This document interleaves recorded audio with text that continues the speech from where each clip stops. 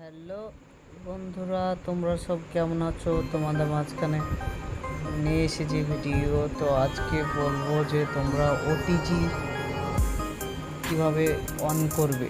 তো অন করার জন্য তোমাদেরকে চলে যেতে হবে সেটিংসে গিয়ে সার্চে টাইপ করবে ওটিজি। সার্চ করার পর ওটিজি কানেকশন এখানে ক্লিক করবে। ক্লিক করার পর ওটিজি কানেকশন